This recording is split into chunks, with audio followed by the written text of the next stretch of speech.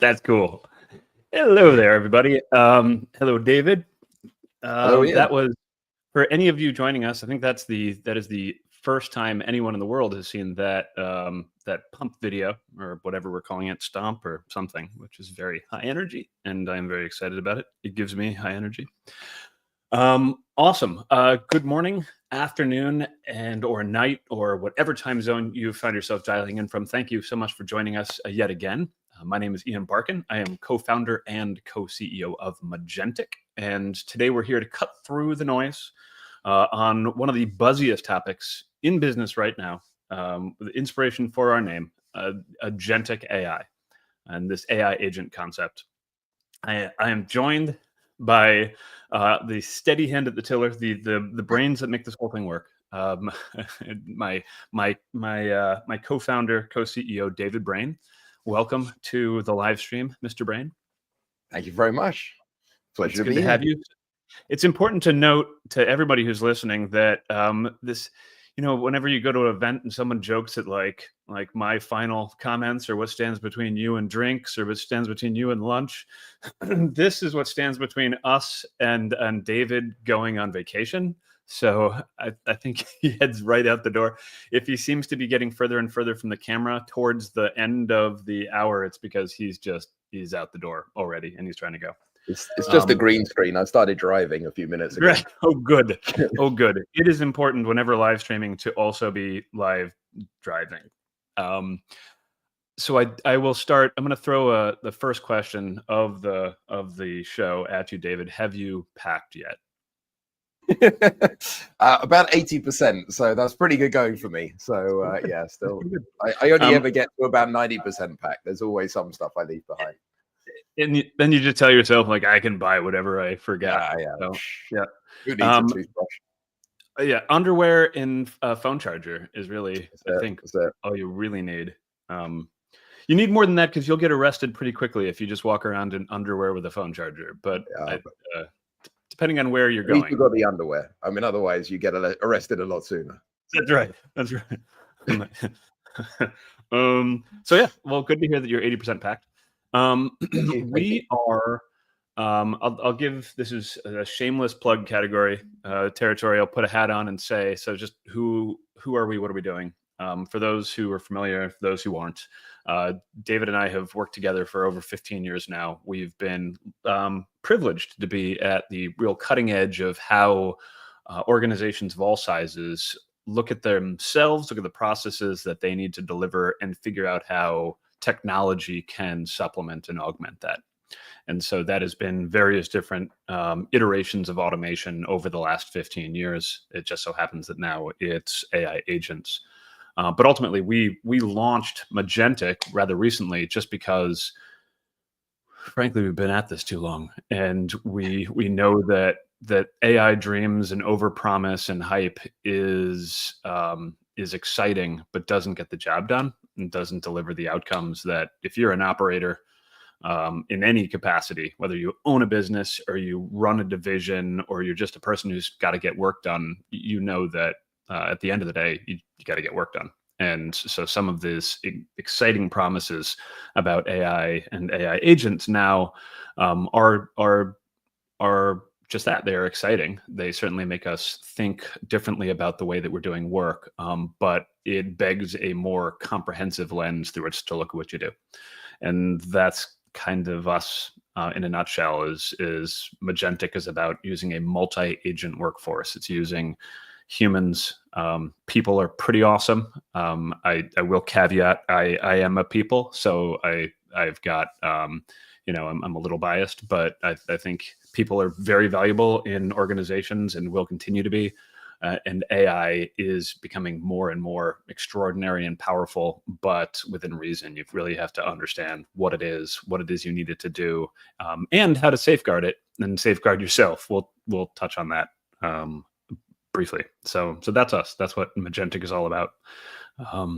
End of pitch or plug or whatever I just did. David, anything to add to that before we jump into the fun? No, I think you covered it. All good. Very good. It's this is being recorded, so I do have record of the fact that you say that I actually covered it. Okay, so I'm going to I'll set us up. The gist of, if you signed up for this thing, you signed up perhaps because David and I are just such handsome gentlemen, and you just wanted to spend an hour with us, or you found the topic somewhat compelling, and that is agentic AI and us looking at key concepts and practical realities of it. We've got a bit of an agenda, but we'll treat it as a suggestion and not as a law. We have welcomed ourselves. I want to welcome you in a moment, and then we're going to talk about a particular use case, and I think it's a use case that will resonate with everybody. I'm pretty sure. So before we do get going, if you are so kind as to have joined us, please let us know. I want to celebrate you guys. We've got, I'll go down the list. We've got Rawls has joined us. I know he's in the Philippines, so thank you, sir, for joining us from the other side of the world from us. Iban, our good friend in Boston, has joined us. Thank you. Good to see you too. Sort of good your headshot and a comment from you. There's Srinath from Bangalore. Hello, Srinath. Good to see you.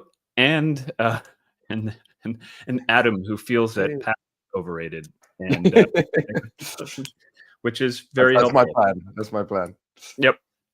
So thank you, Adam. I do agree. Plus, I mean, hey, you get to replace a toothbrush every once in a while that way. So I walked into my daughter's bathroom. She's 15, and we got an electric toothbrush, and the bristles were like, it was really pretty horrible.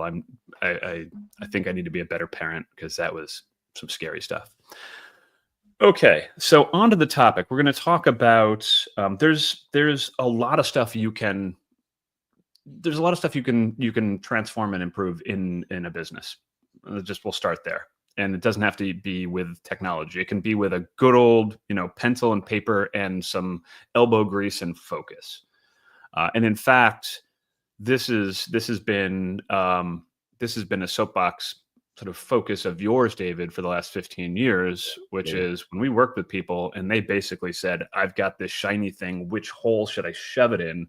You would step in with a more sort of measured approach and take it from here. What's always been your solid guidance to operators? I think I'm getting a reputation for being the anti-hype man. So whenever there's hype around a new technology, I'm there to pour salt on it. But yeah, typically the challenge is, I mean, new capabilities come along. They're very impressive. There's a huge amount of them at the moment, which we'll come on to. But essentially what our experience has always shown is that why these things fail are not usually anything to do with the technology, but it's to do with how people go about deploying them. So do you understand your needs? Are you able to implement change? Are you able to change your organization structure or whatever your cost base is to realize the benefits? And we're really seeing that now with the latest trend of AI. So many companies are just running at it. And 93% of them are not getting past the pilot stage. And that's purely because they're not scoping it right. They're not finding the opportunity. They're not going out first with what is the business benefit we're here to solve for.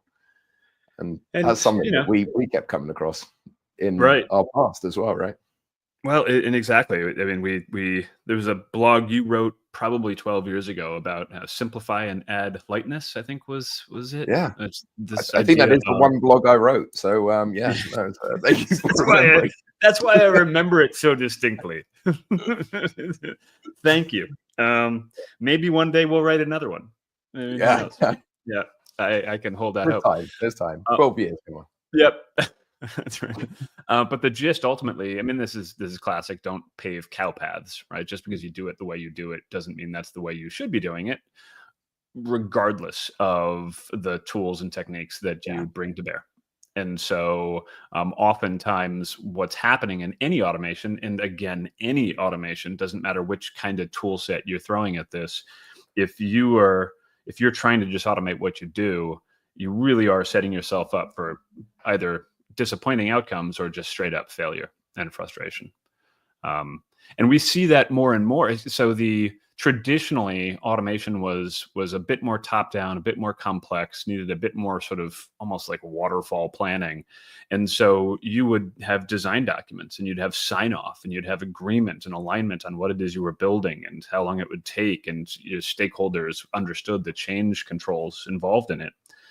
Now with this AI agent concept, you're building in prod, right? People are just playing and tinkering and turning stuff on and turning it off, and it's working, it's not working. I'm leaving it half built and it's just sort of over there sparking, which is, it's exciting, but it's just dumpster fire territory waiting to happen, I think. Yeah. Is that fair, David? Yeah, I think so. It's perhaps not the most popular reviews in the world, but the whole citizen developer movement, I think, has really given everybody the potential to go out and deploy, changes within their business. Yep. Fantastic democratization and access to technology. But then now they're supercharged by all this AI. They can go off and achieve really great things. In many cases, they go off and start to achieve really great things, not necessarily see it all the way through. But sometimes, these can add huge risk to an organization. And the organizational controls that have been so rigid and there for good reason, and usually always there because something has happened in the past, have all been weakened over the last 10 years, post-COVID really. And this is the impact now. So organizations can be held captive by one person with good intentions going out and exposing their organization to a lot of risk. So really something to watch out for.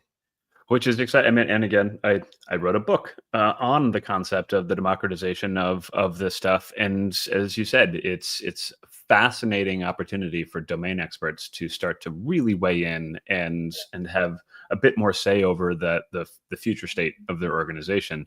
But with great power comes great responsibility. And that is a line I just came up with. And I feel good about it. It's a trademark, I'm sure. We'll get that registered.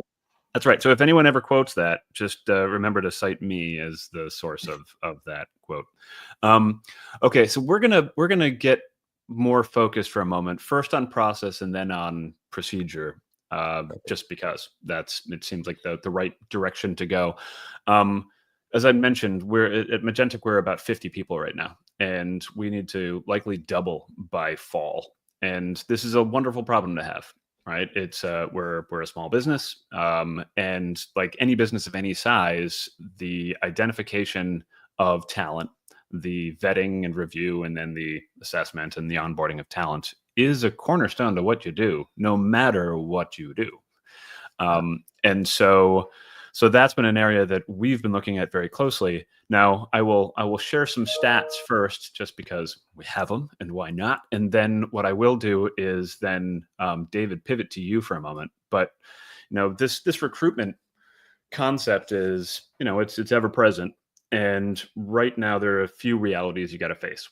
First is hiring the wrong people is just downright expensive. It's annoying, it's painful, it's a waste of time, it's a waste of money. So you need to find the right people.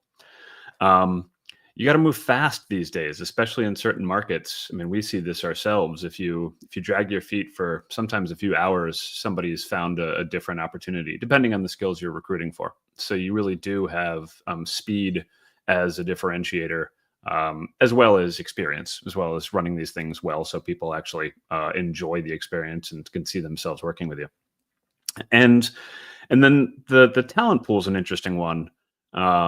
I find a fascinating one, actually, just because ultimately there was a narrative for the longest time of automation was going to take all the jobs and there weren't going to be enough people for the jobs. And yet we find ourselves in a situation where there aren't enough, there aren't enough people. There just aren't enough people to fill the jobs that we need them to fill. And sorry, I switched it with automation's taking the jobs. There are not enough jobs for the people is where our fear was. And it's actually, there are not enough people for the jobs.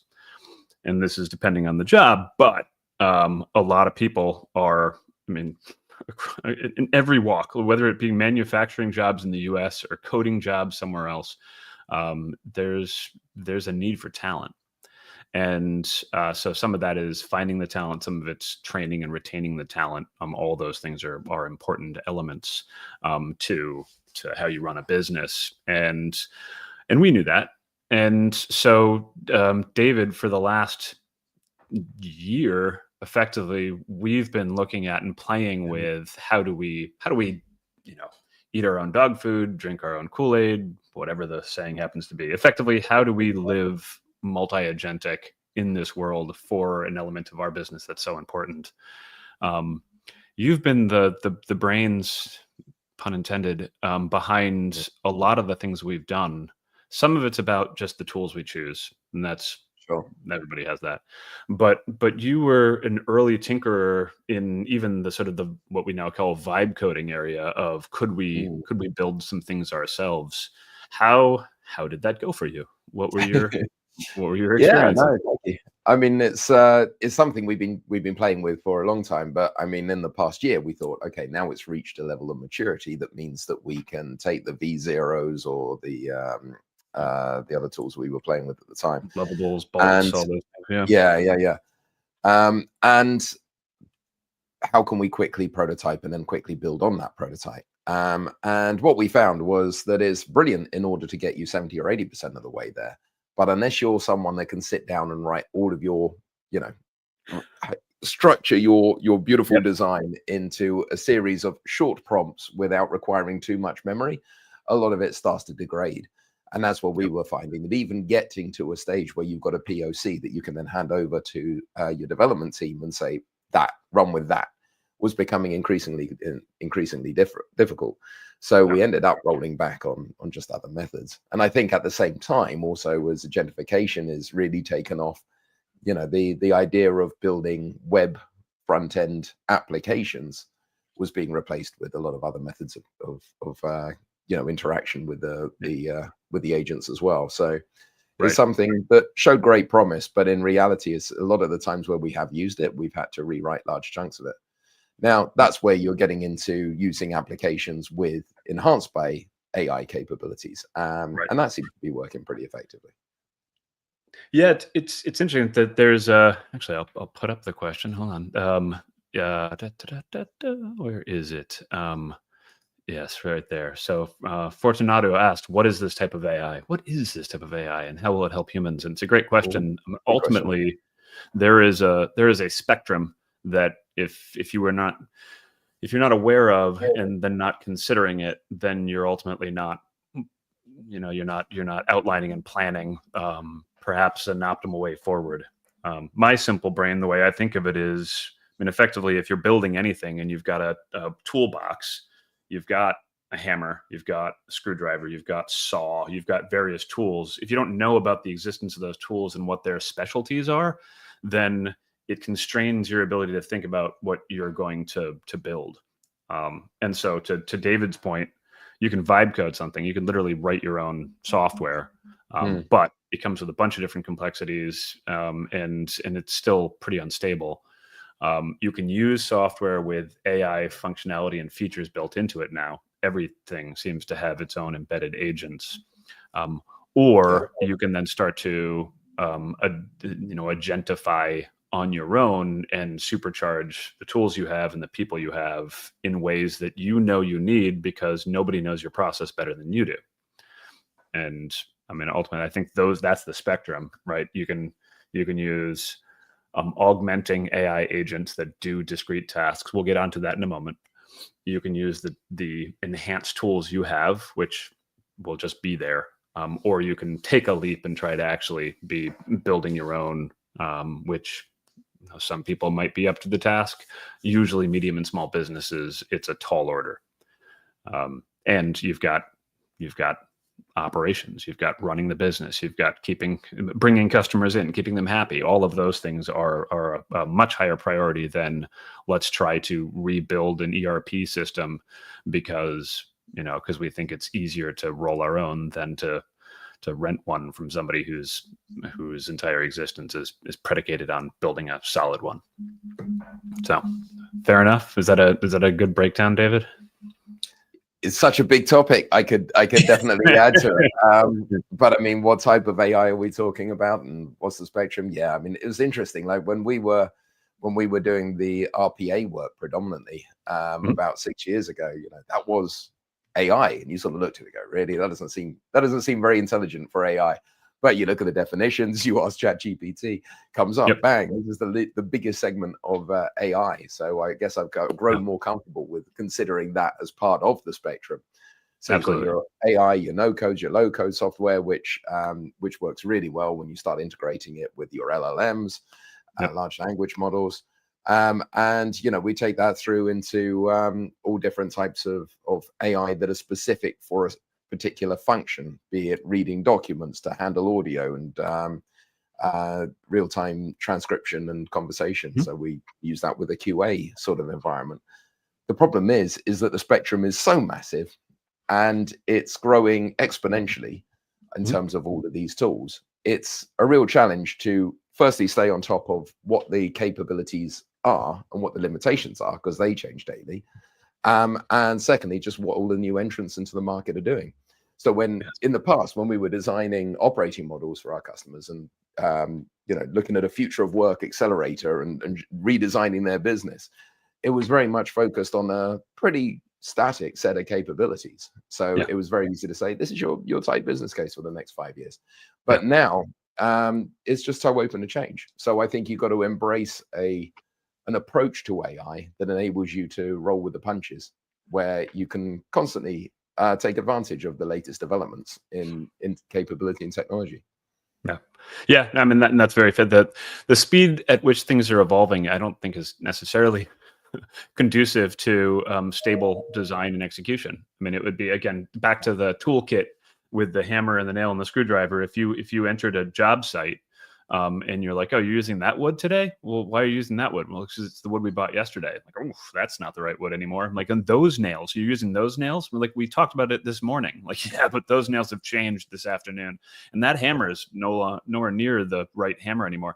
Like, people would walk off the job site. Like, you'd never build something that's stable, and it would just be pure chaos. But that's kind of what's happening now with, did you see the new model? Did you see this new capability? And it seems to be changing hourly.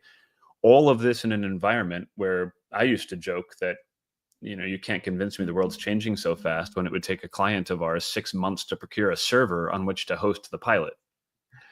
So, you know, that's cute that it's moving so fast, but still working on procuring that server. So, and at the risk of being the you know, that anti-hype sort of character again, but I mean, also the other thing that complicates all of this is just that whilst it's moving so fast and whilst there's so many good capabilities, there's also so much marketing that would position capabilities as being far greater than they actually are out there. So all of these AI tools that are coming to market as being groundbreaking, revolutionary, and then you scratch the surface and you see it's just a set of simple rules on top of a you know, a market leading LLM, or it's people, which we've come across several times now, which always interests me. It's that back to that Mechanical Turk model. That's right. Silent Green is people, and so is Builder AI. No, that's exactly right. And so this is a reflection of our aspiration, right? We really want we want AI to be that which we see in the movies, and it is getting closer. But operationally, if you're running a business of any size, you need the stability, hence a multi-agent solution where you've got the best of both worlds coming together. So let's move forward to the case for a moment, just because we want to talk about that, and then we'll expand. So like, ultimately, here's a magnificently complex diagram on the recruitment process, and we will not read the words to you. And also, it sort of rendered slightly fuzzy, so that's not your eyesight, that's ours. Oh, thank God. Yeah. No, gotta add glasses to that's right. That won't help. Or if it does, good glasses. So ultimately, if you want to find a rock star, right, the journey of finding a rock star begins with you understanding what defines that rock star, what sort of skills that they might have, and ultimately that manifests as a job description, and then you go searching for them. So traditionally, that's been a human recruiter who sits down and writes the job description based on discussion with the stakeholder, the person who needs that talent to join their team. And then you go about sourcing. And you can do that in multiple ways, from headhunting for limited resource like executives to any one of a million job sites, and some of them are customized for certain types of jobs, certain type of regions, et cetera. And so you put those jobs out and try to bring them in. You then have to read through these things, and that's no small feat. I mean, we generally, our rule of thumb is usually we're looking at about 300 candidates for any one spot we fill. And it can be higher or lower, but that's a lot of screening. And then after that, that's just the beginning, because then you got to actually interview them and understand if they meet the criteria, whatever that criteria happens to be. Sometimes it can just be simply their ability to communicate, and then often it's also their skills and relevant background and the roles that they filled and how much that has prepared them for the scope of work that this new role would require of them. And then you have the offering and onboarding, and then ultimately the ongoing nurturing of this process. Every one of those steps is no small feat, and traditionally has been handled by humans, although each of those steps is getting more and more AI-ified. There's all sorts of experience and history of the fact that AI is screening resumes in many large enterprises now. So you've got to write them specifically because it's going to be read by AI and not a human. And so that's the recruitment process that any small business contends with, and David, you and I do as well, as we look at from a high level what it is that we want to achieve. Yeah, absolutely. And I think just to add to it, one of the challenges that we have as a startup that's growing at pace, and we've got about 50% growth in open recs at the moment, is down to your ability to hire quick. And the old adage goes, hire quick, fire quick, which I hate, because what that generally means is like, take out all of the quality out of your hiring process. Don't worry, if it doesn't work, we can fire them. Mm-hmm. It's not a great way to set culture. It's not and all of the issues that you were listing earlier in about the amount of wasted salary and everything by going that approach. But also, if you take the easy route and you hire quick and you're in this growth mode, you've got to find someone else. So what tends to happen is you don't actually fire that quick, and then you end up keeping hold of people for longer than you should, and that causes a big impact to culture. So we really see the importance of how do you hire quick, but still retain that quality, so that you don't need to be considering how quickly you can fire people when you're starting your recruitment process. Yes. And I think that's what AI really enables us to do, is how do we still follow all of those steps? How do we still keep the rigor in the process, but do so in a way that doesn't mean that you're taking several weeks? I mean, before we looked at AI in our recruitment process, really at the scale at which we put it in now, the initial interviews were booking up our team of recruiters' diaries for a week or several weeks, and at that point, forget it. If you're starting your first step of the process, then you're looking at months to offer, and the candidates are going to be taking offers elsewhere at that stage. Yeah. So it really is a business imperative now. Yeah. And so we now enter the stage of this that we will unofficially call cautionary tales. Again, back to, in our heritage, there were always these case studies and examples of teams that were told that developing automation within their enterprise was somewhat easy and it should be done quickly, and it can be done quickly. And so they would do it quickly, and without the same sort of rigor that you might otherwise put around software development, like the IT team in an enterprise. And all sorts of fun stuff would happen. The one that we saw over nearly 15 years ago was the shipping of iPhones, and a client that forgot to take out a do loop in their automation. So just kept shipping iPhones to somebody who got a new iPhone.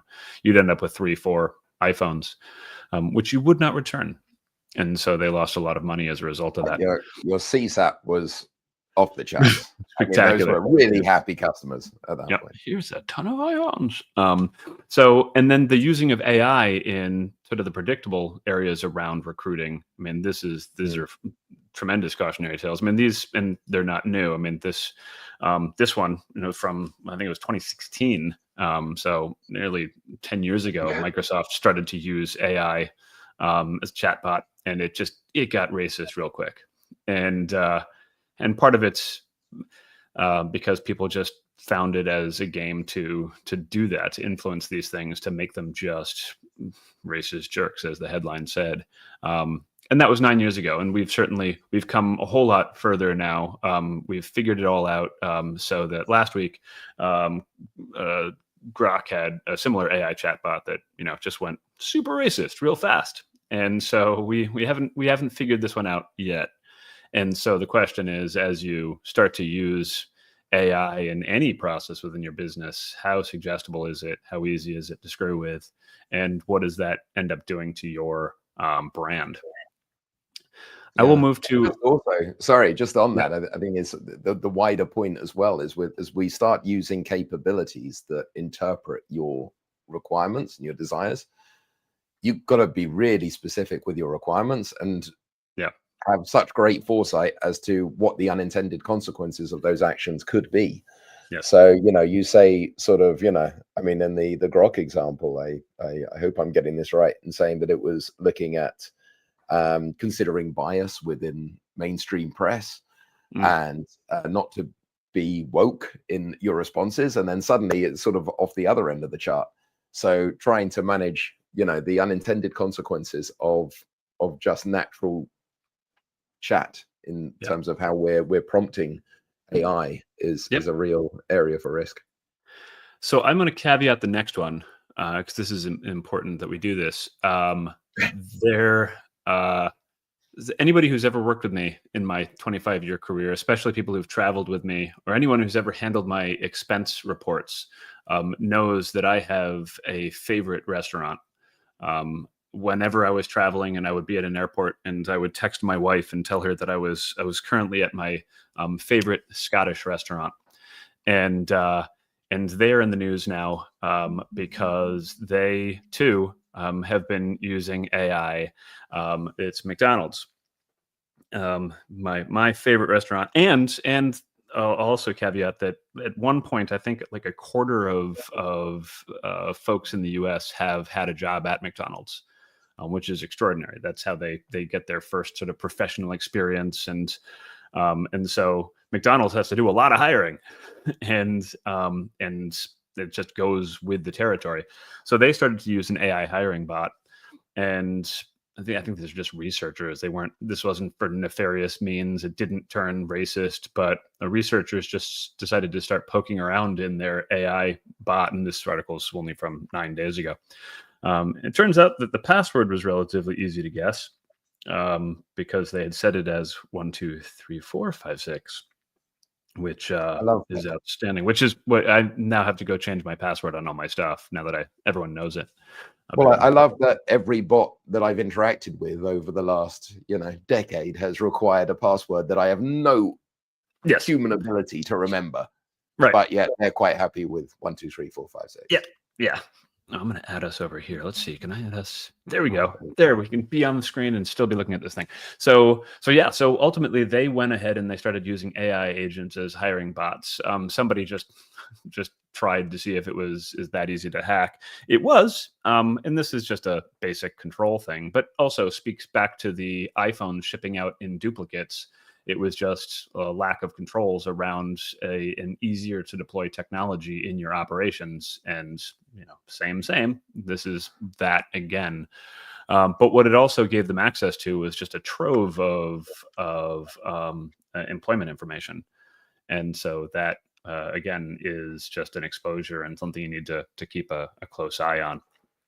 So, I will also note that the flapjack meal is available 24 hours a day if you feel like sausage and pancakes. And it's my favorite restaurant. I don't know if I said that or not. think I'm going for a sponsorship from them for this show in the future, David. I think that's what I'm going for. So, yes, that could work. Yep.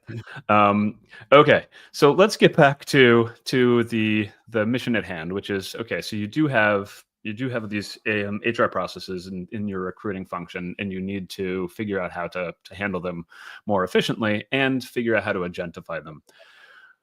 It's a whole other, many courses. And in the spirit of that question of what sort of AI are you using, there are a lot of different types. You should use the right type for the right task in the right role with the right access, et cetera, et cetera. We took a crack at, if you were to redesign this, let me get us out of here so you can just see this. If you were to redesign this process, the pinks are AI agents, also fuzzy, so I will read it to you. And the yellow is effectively the underlying data memory, which is, I guess, what we're calling just retention in databases and vector stores now, and how you could begin to look to agentify and augment and supercharge the people in your function doing these things. And that's really, again, that's a process first approach where you start to think, not what shiny things do I have coming at me in my email and through pitches. It's what would be really helpful to supplement and support my team. So, for instance, in this discovery and role definition, LLMs, ChatGPT, Claude, Grok, any number of those, to be used for just role architecture, for job description, right? That's hugely helpful. I mean, we use this. I think everybody uses this a lot now, but everything from streamlining the way you describe it to making sure that it speaks to a particular audience and that you've covered your bases in a job description. If you're not doing that, then you're missing a trick, and you're spending way too much time, agonizing over writing a job description.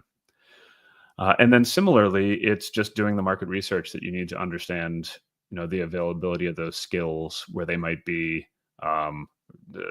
That's a really important research task that used to come in the form of, consulting firms that would do market assessments and deep dives, and you would employ them or somebody like them to do that work for you to help you identify. So that's an example of where AI agents specifically can be used. In more and more cases, some of that capability is being developed inside your recruiting tools. But honestly, I think you're better off in those cases thinking about what your specific needs are and creating your own LLMs that work alongside you to do that task. David, this was one of our earliest experiments in the field too. Was looking at building, either vibe coding it or gluing together some capabilities to do exactly that: market research and assessment. And I think we had some great success in it. Again, some of it sort of turning it into a full app. You specifically discovered the joys of just how much work it took to really structure those things in a reliable way that didn't come back with a different answer every time you sent the query. Well, I think that's it. I think if you're doing simple task level AI and automation, it's pretty straightforward. But if you're trying to wrestle an end-to-end process or anything more meaty, then there's you can't bypass that design and that testing and that rollout to make those changes happen. Yeah, and we get weird examples where, it wants to keep you happy, right? So you'll say that doesn't seem reasonable, and it comes back and goes, "Oh no, that's right. I'm sorry. Here's a different answer." You're like, "Okay, thanks." Yeah. So we found early on. That's something more to do with the LLMs, but just to get other LLMs to mark their homework. So, don't fire it out to 1, fire it out to 2. If you get the same answer or within the tolerance, move ahead. If not, fire it out to a 3rd. There's some stuff there that we used to use in crowdsourcing that is still very effective with this new agentics. Yeah, that's an interesting way of looking at it. It's effectively crowdsourcing, but with agents. Because a second opinion from a different doctor in the same field is never a bad way to go. So, okay. Then from sourcing, this is a fun one too, just because ultimately there's lots of different places to go to, and some of them are real paywalled. So some of them are harder to tap into than others. But there's also a lot that you can do as far as supercharging the outreach from your own team, looking in social media channels, really using the resources available to you to identify, where talent might exist, who might surface as rock stars just because of the identity, just because of their surface area available for searching. So that's that one, and interestingly, then that's where those sorts of stages is where that memory, the sort of your own prompt libraries and the memory that you need to design into this process become critical, just because it's now predicated on your best practices, your specific industry, the type of skills you're looking for, the culture that you're hiring to sort of supplement. All of those are things you want. That's something your recruiter would come to understand and learn and know, and be able to just sort of vet people and say, like, they're good, but I don't know that they're the right fit for us. Right? That needs to be something that you intentionally train into any AI agent at any stage of this process. And it is something that humans just naturally bring with them that isn't something you want to overlook. Screening, we've been screening for a long time using AI, but there's a real question as to whether if it comes up with the right things. We've run a lot of experiments on screening. That's another element of capability that we've custom built for ourselves. David, is there anything to share there from lessons learned? In terms of around screening, Yeah. we did some great stuff with screening. Really felt that is a very productive area for us. I mean, Yeah. it's amazing how much of the screening is just literally looking to see if people, have the skills that the job requires, and you can easily filter out those. Yeah. With pretty basic deployments of AI, and a lot of ATS systems, applicant tracking systems, will have those capabilities within them.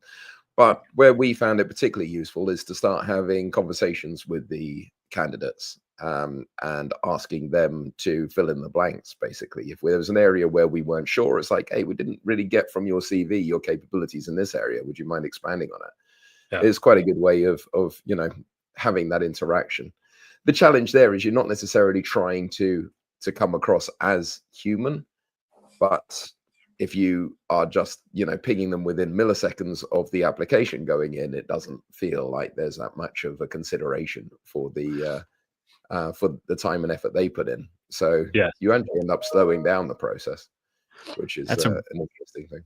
Yeah, I mean, that a different process altogether, but there was an example that we had in our past where it was around shipping. It was around a complaint form for damaged receipt of damaged goods, and we automated a process that was able to handle the request so quickly that the perception by the customer was that our client didn't even care to pay attention. If you got a rejection instantly, it was as if they didn't take any of your information into account.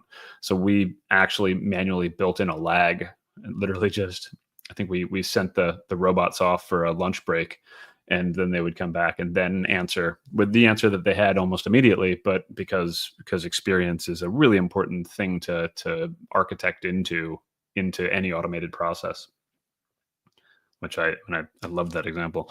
Okay, so then as you said, as far as it being a person or not, this is where we enter the creepy territory, and the question then is, there's a lot of these sort of synthetic human agents now that are popping up, and the question is, do you want to be interviewed by Max Headroom or some sort of artificial, very lifelike looking human, if you know that they're not?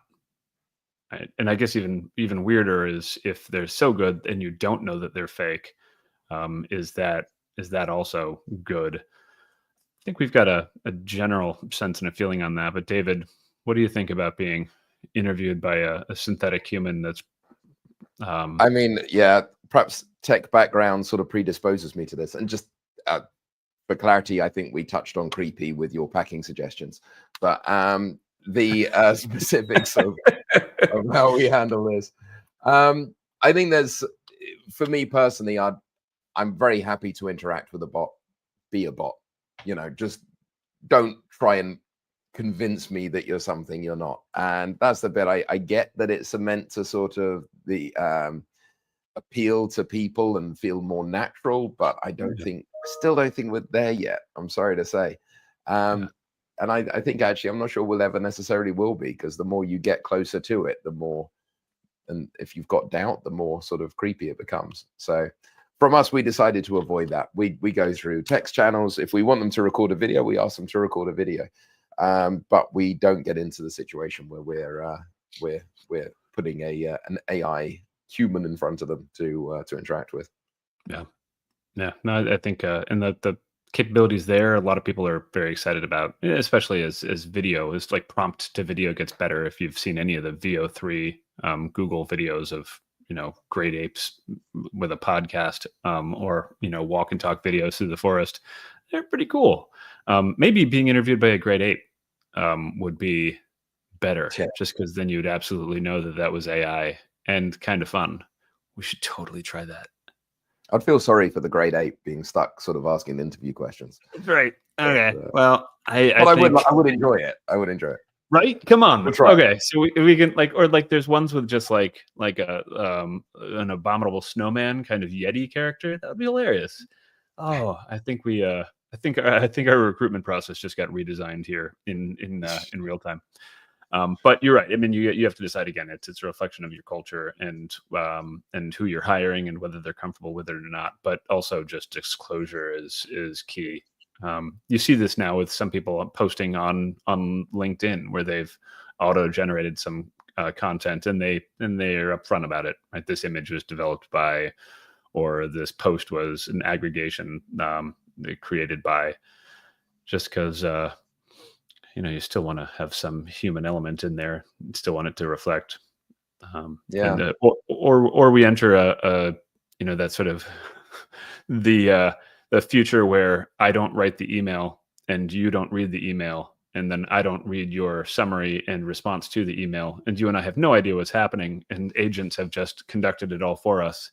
At some point, that's not going to go well, because you and I are going to get together and not have any idea what's happening and have no ability to sort of update each other or check on things. And that's, I don't think those sort of seamless lights out operations are something that are a good idea in the near future. So. No, I think all through this, and actually that's something that we touch on a lot during our updated recruitment process, is that I think people are happy to interface with AI as long as you explain to them how it sits within a process that also involves people. So the way that we cover it is to go into, that thank you for submitting your application. Our recruitment team have carefully considered your application, which is true. There's always human involvement in that stage. Mm-hmm. Now we would like you to go off and do these tests or these assessments. And then it will come back to our recruitment team. Then it will go to an executive, and you will have an interview and stuff. And I think that really is the key point. I think people are happy to embrace AI as long as AI is not the decisioning factor, but it is the contributor. So it is something that's performing that background and work and assessment in order to inform the decisions that the people take. Totally. No, I think that's that multi-agent, that hybrid solution that allows the humanity of any process to actually thrive, right? It's even more human than if a human was doing the mundane mechanical, just then that's soul sucking, and they don't show up to work as the humans that they would otherwise be able to, and then automation handles the rest. Awesome. We're getting close to the end, and I'd love to take some questions and see how we answer them, so that we can and respond to some people's comments. People are ribbing us. I will point out that Adam did mention that it took me 20 minutes before I mentioned my book. Thank you, Adam, very much. That's very sweet of you. That is our new record. You're right. Daniel just went with sarcasm, which is not cool. Not cool. Okay. Here's an interesting one. We'll put this up. This is a big ask, and who knows what the right answer is. So I'll caveat but someone asked what they should study in given this new reality. I'll take my crack, which just sets David up, but I think ultimately process reengineering and redesign and an attention to sort of design thinking and outcome oriented just sort of approaches to things, I think is far more important than really anything else if you want to play a role in business these days. Just because, again, the technology is getting a little bit easier. Certainly know some Python or something, but a lot of these easier no code, low code tools call on you to be process thinkers more than software coders. David, what do you think? I think that's right. I mean, so when I started, oh my God, I've turned into an old man. When I started my degree, and it's in my day is how you have to start that. In my day, when I was studying, Mm-hmm. I studied computer science, and I was learning Java. So at least I'm not that old, but perhaps I am. So I started doing the Java modules and went through all of those. And you learn the skill, you prove the skill, you move on.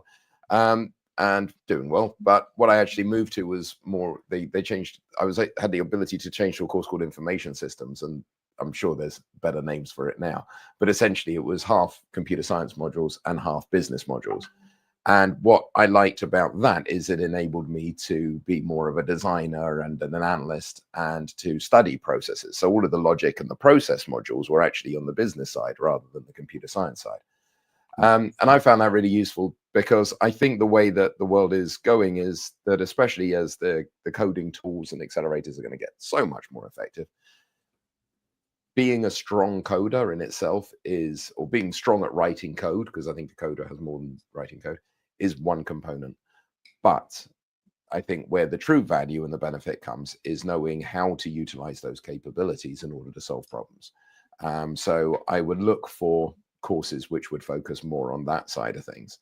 I would also there's some advice, and it's obviously different worldwide, but my sons are just looking for their next school now and going to be doing their GCSEs and their A levels, so before the college in the States. And the advice that we're getting from all of the top schools in the country, so the Harrows and the Eatons and the like, is that there's only a couple of universities in the UK that are worth considering for each course that you want to take, for each discipline.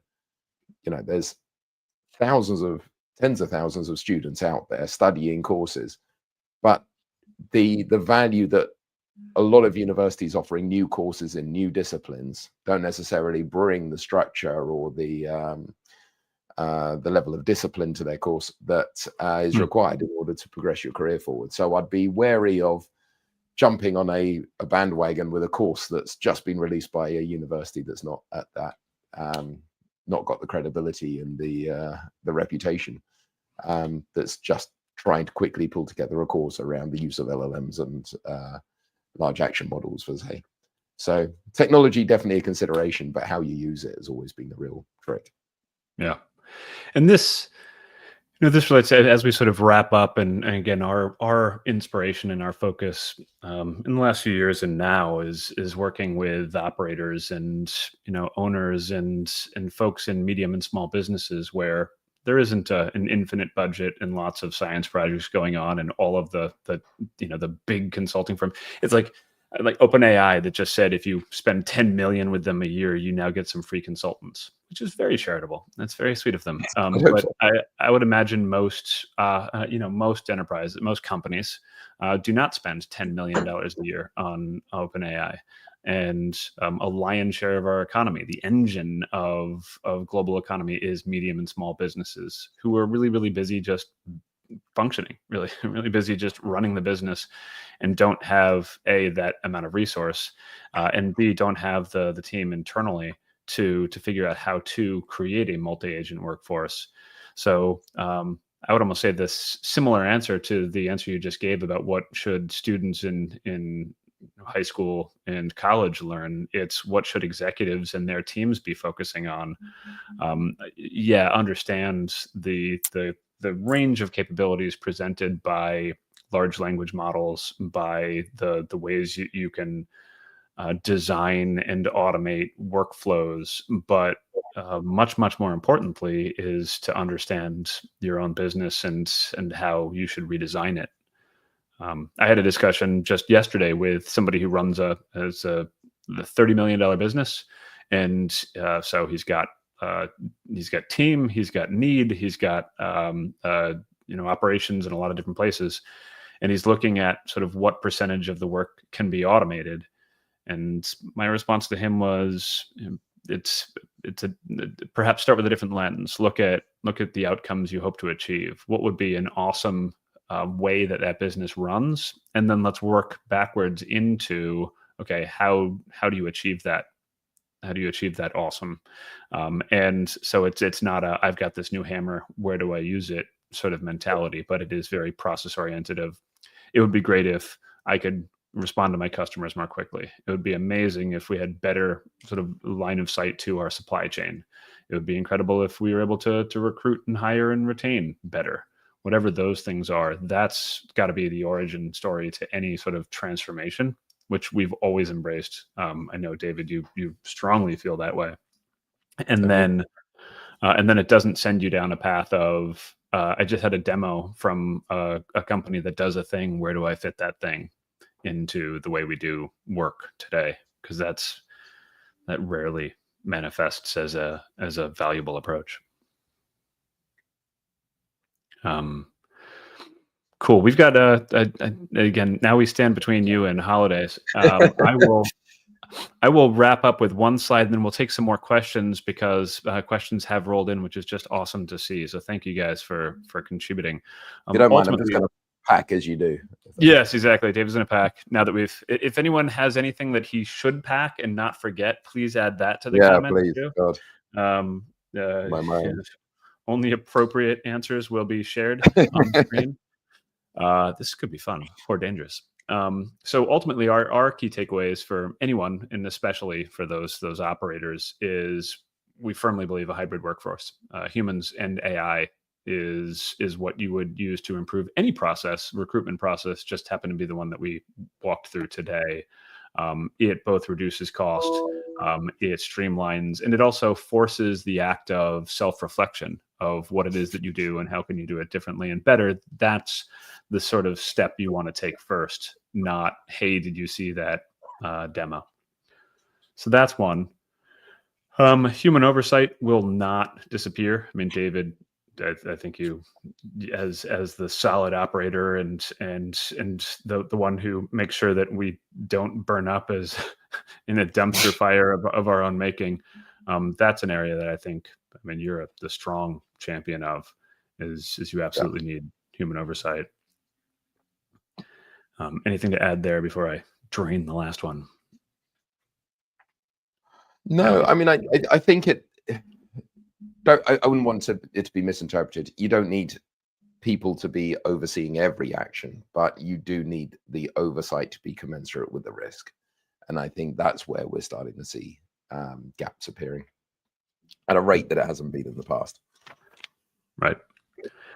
And then another, if you're not familiar with the philosophy of this concept of jobs to be done, and that this is back to process again, is what is an outcome? What are you going for? Because I mean, a good example is you could be online shopping for the coolest, most colorful, most powerful electric drill, but the point is you want to hang a photo on the wall, and the drill is the thing that makes the hole in which you put the hook on which you hang the photo. The job to be done is the hanging of the photo. You just geek out at the drills, and so you certainly should geek out. It's a lot of fun, but ultimately keep a focus on the job to be done, what it is that you're actually trying to achieve, and the capabilities necessary to help you execute against that job to be done. So that's our feeling on those things. I will go to comments because there are some other ones that have come in. Our friend Mark has asked, would we say that AI should be used to score candidates, thus removing any human bias in the hiring decision process? It is an interesting one. I mean, yeah, so we actually, before we send any candidate data or any CV data at all over to any LLM, we anonymize or pseudonymize it. So we take away any identifying information, which is great. That helps us get remove that potential bias and any data protection concerns, even though we still obviously inform everyone as to what we're doing. The other part of it, though, is that I'm not sure you'll ever truly be able to get rid of full human bias, sorry, or any data that could be used in order to make a biased decision. Just knowing which university you went to, which school you went to, what initial roles you went into can identify people from certain social economic backgrounds. Not always 100%, but it's always going to be a factor.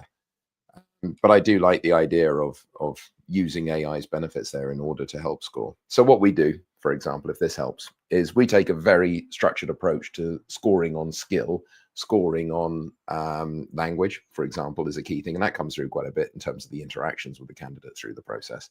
We run all of that through a myriad of prompts with an LLM when we fire across all of our candidate data for a role. That then shortlists, but then we review the shortlist. A recruiter reviews the shortlist, reviews all of the feedback again and the scores and the notes against each of those criteria, and then makes the final decision.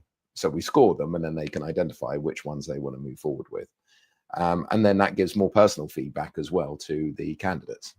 So it's a nice hybrid approach of still keeping the person in the loop in order to make sure that no unintentional biases creep in just through the data set that these LLMs have been trained on, and tying that in with just very factual based scoring on capabilities.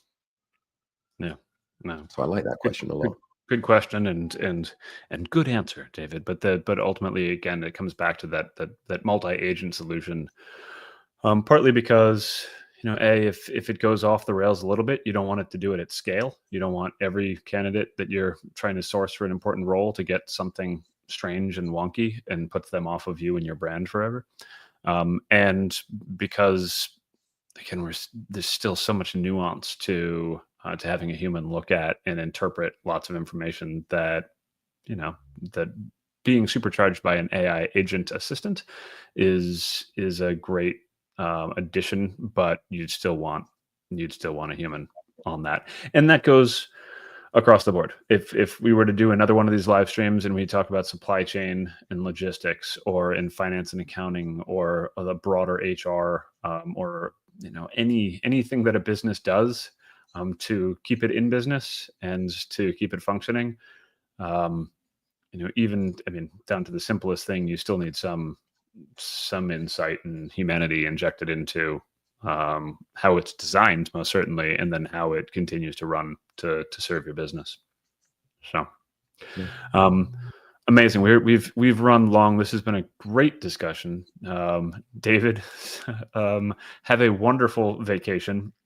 82% packed. So yeah, that's very lean. Getting closer. Please tell me there's another bag somewhere. Oh, there's a lot of other bags. Yeah. Okay, good. But I couldn't reach them whilst on a call. Good. No. But thank you all for joining us. Most certainly, if you find any of this interesting, follow us. Oops, that's the wrong background. I will change that to something else. Definitely follow us on LinkedIn. If you are so inclined, follow Agentic and what we're doing as we go on this journey. Again, we're two serial entrepreneurs who've helped companies of all sizes to navigate the uncertainty of innovation in how they get work done. And this is no different. And this is a time when most folks need just even more help, because it's so noisy and so exciting, but also so confusing out there.